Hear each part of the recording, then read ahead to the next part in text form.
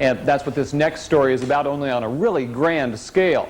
This summer, Kansas City Theatre Pipe Organ Incorporated finished installation at the Music Hall on a 1926 organ that had originally been installed at the Midland Theater. Now they're going to celebrate with a concert on December 2nd. But a few weeks ago, Marquis Mike Murphy caught up for some rehearsal time with Dennis James in town to play it for a concert in the William Jewell Fine Arts Series.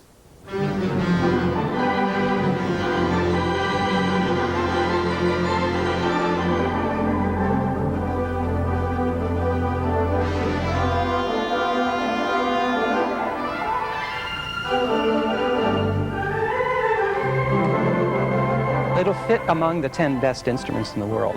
I was, with great trepidation, arrived because I've been hired to open many organs over the years, some 20 or 30 of them I've been brought in.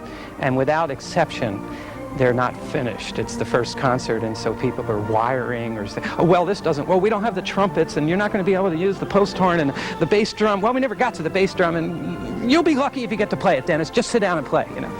And so when they ask me to open organs, I'm always, thanks. It's a very prestigious invitation. But this one, contrary to all previous experience in a some 25-year period, this one is finished, complete, and working intact, ready to play. I was thrilled.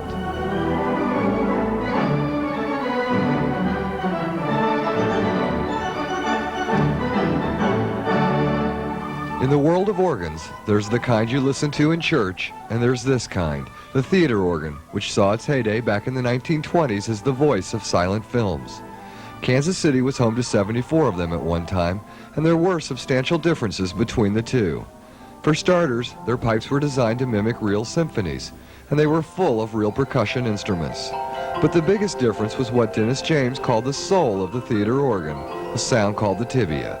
It's a very large-scale, very heavy flute pipe that has a very hooty sound that when it's put under what we call tremulant, wavering, it sounds sort of like a retired soprano in a church choir on Sunday morning who had a little too many gin and tonics before the service. It's a whoo sound, which some people call musical, you know.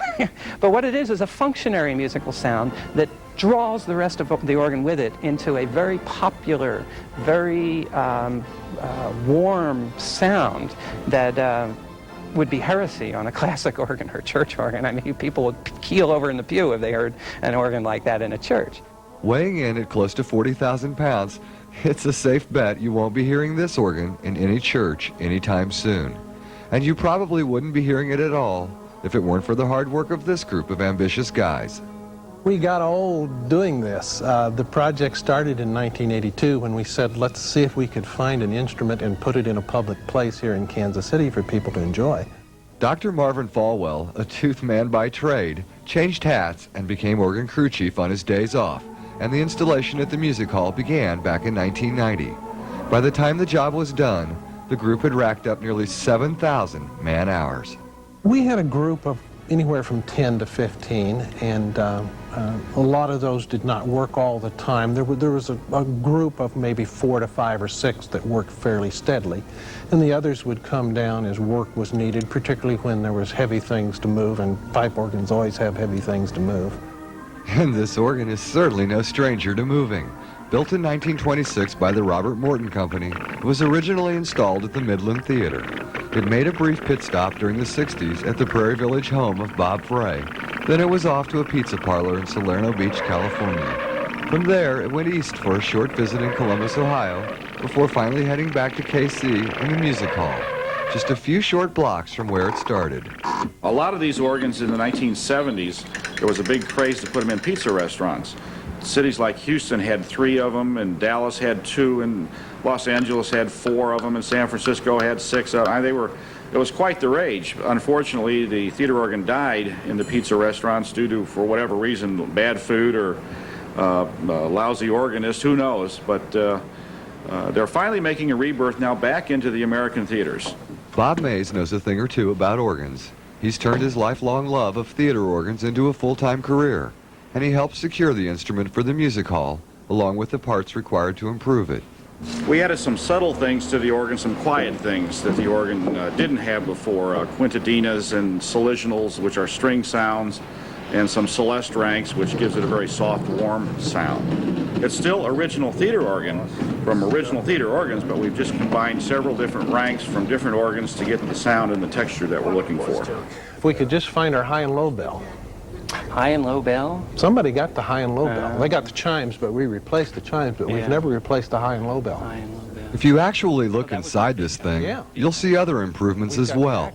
Where once there were hoses, straps, and mechanical stops, the computer chip can now be found. Still, all this work would have been a lot less satisfying if it hadn't sounded so good in its new home. It's a beautiful instrument, and it just matches the hall. That's the secret, is if you can get the pipe work to match the acoustic properties of the hall, and most of that's luck, and I think we were very lucky. I think the organ as a whole has been lucky. I think it's been a case of every time something needed to go right for the instrument, it did.